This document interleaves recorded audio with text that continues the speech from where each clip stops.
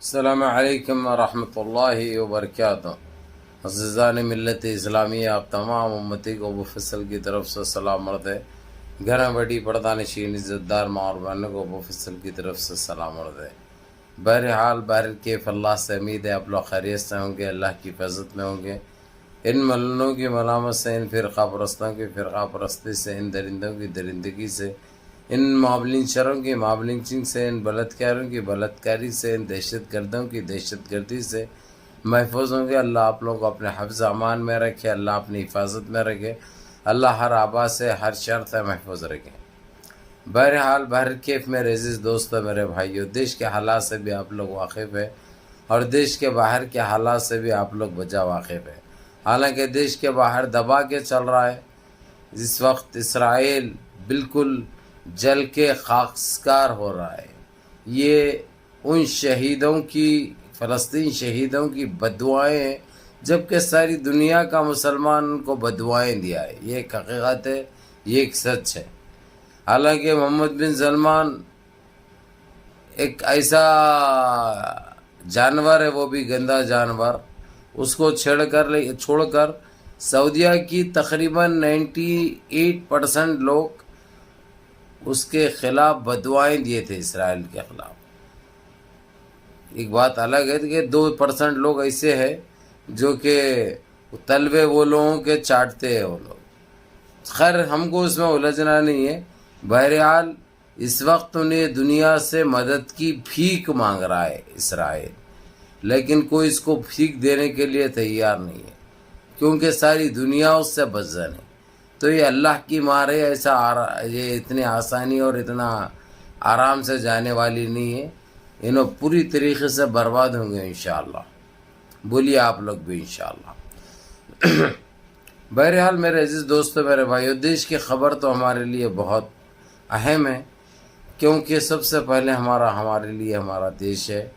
جتنے اذیتیں، جتنے تکلیفیں، جتنا ظلم ہم نے فلسطین کی عوام کو چھوڑ کر، فلسطین کے بعد ہندوستان کے مسلمانوں نے جس طریقے سے جو دیکھ رہے ہیں، وہ ایک سراسر ہمارے ساتھ بےایمانی کی جا رہی ہے، زیادتی کی جا رہی ہے، ہمارے ساتھ ظلم کیا جا رہا ہے۔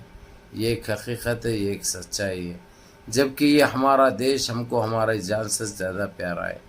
یہ ہمارا وطن عزیز ہے، جو کہ ہر حال میں ہم ہمارے وطن کے لیے ہماری جان بھی قربان کرنے کے لیے ہم تیار ہیں، اور ہمارے دیش واسیوں کے لیے ہماری جان بھی قربان کرنے کے لیے تیار ہیں۔ لیکن اس کے باوجود ہم کو ترچھی آنکھ سے دیکھا جا رہا ہے۔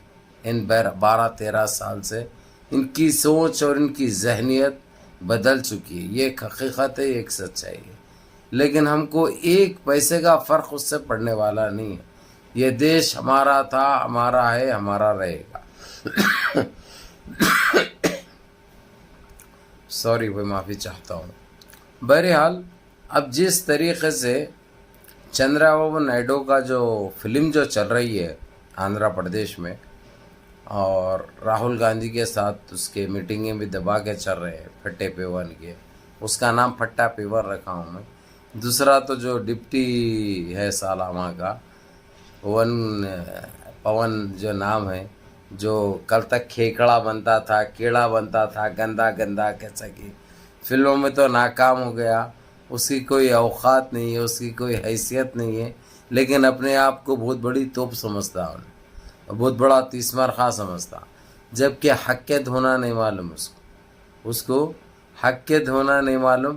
پتے سے پوچھنے والا آدمی ہے وہ، پتے سے، کپڑے سے پوچھتا ہے انہیں، کیونکہ پانی تو دیکھا نہیں، وہ تو ایک ایسا کیڑا ہے جس کے بارے میں بات کرنا ایک انسانیت کے خلاف ورزی ہو جائے گی۔ اس لیے اس کو اہمیت دیے بغیر میں یہی کہوں گا کہ چندرا بابو نائیڈو، اس کے جو الفاظ تھے، جو مسلمانوں کو آتنکوادی بولا تھا انہیں، سارے مسلمانوں کو، اس سے انہیں معافی مانگ رہا ہے۔ انہیں کہیں کو مانگ رہا ہے وہی معافی، کیونکہ انہیں سب ایک ہی لینڈے کے چٹے بٹے، انہوں ایک ہی لینڈے کے چٹے بٹے بولا، انہیں معافی انہیں چاہ رہا، جبکہ اس کو لنگا آؤٹ بٹ کرنا چاہیے، انہیں بولا جو والا لنگا آؤٹ بٹ کرنا چاہیے، تبھی اس کے معاف کرنے کے بارے میں سوچا جائے گا. معاف بھی نہیں کیا جائے گا، سوچا جائے گا. کچھ معاف کریں گے اور کچھ لوگ تو معاف بھی نہیں کریں گے. اتنی بڑی گستاخی کی ہے انہیں. تو ایسے توہین آمیز الفاظ استعمال کرنے والے یہ بدکاری نیچ خبیث کے بچے، یہ خنزیر کے نسلیں اپنے آپ کو سمجھتے کیا ہے؟ یہ بہت بڑی توپ سمجھتے ہیں. بہرحال آج جو سنڈے کا دن رہتے ہوئے آج سونیا گاندھی کے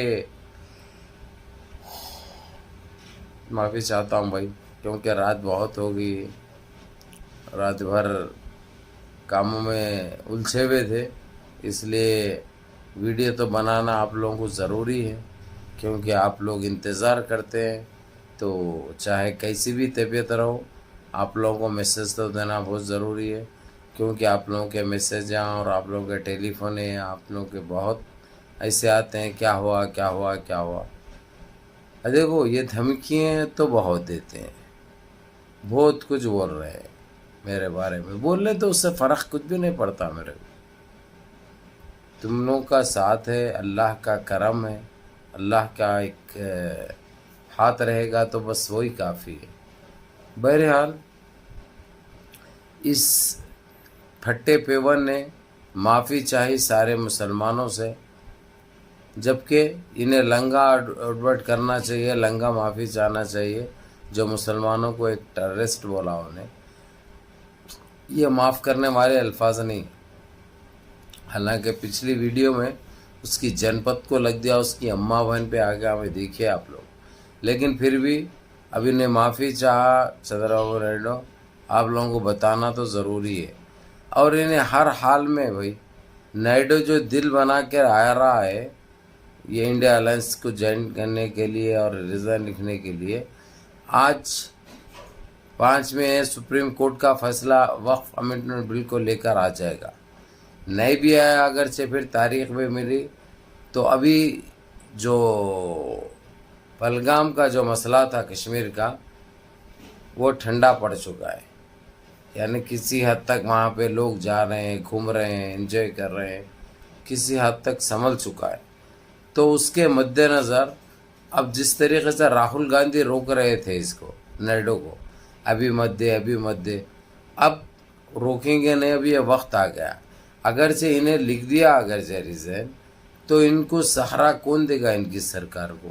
سرکار تو اپنے آپ گر جائے گی. تو ان کے گنے چنے دن رہ گئے ہیں، اس لیے اس کو جو دل میں آ رہا اس کے سپورٹ کرنے والے سپورٹروں کو، یہ دلوں کو دینے دو، بولنے دو. اس لیے آپ لوگ الجھنے کی ضرورت نہیں ہے. ہاں رہی بات ان کو جواب دینے کا ہے، منہ توڑ جواب دینے کے لیے میں بیٹھے ہوا ہوں. انشاءاللہ آپ لوگوں کی طبیعت خوش ہو جائے گی، ویسا میں معقول جواب دوں گا، یہ میں آپ لوگوں سے وعدہ کر رہا ہوں. اور رہی بات انشاءاللہ آج کے دن انشاءاللہ ابھی حالانکہ اتنا ٹائم نہیں لگنا چاہیے سپریم کورٹ میں، ٹائم لگ رہا ہے تو کچھ اچھی خبر آ جائے گی انشاءاللہ. اللہ سے امید ہی رکھنا ہے نا بھائی، امید کریے انشاءاللہ اللہ بہتر کرنے والا ہے. اب ویڈیو کا ٹائم زیادہ ہو جا رہا تھا، اس لیے میں آپ لوگوں کو میسج دینا مناسب سمجھا ہوں. بہرحال منظم رہیے، متحد رہیے، اپنی صفوں میں اتحاد برقرار رکھیے، نمازوں کی پابندی کریے، ماں باپ کی خدمت کریے، بڑوں کے احکام پہ عمل کریے، اور اپنے اس بھائی کو بھی دعاؤں میں یاد رکھیے. السلام علیکم.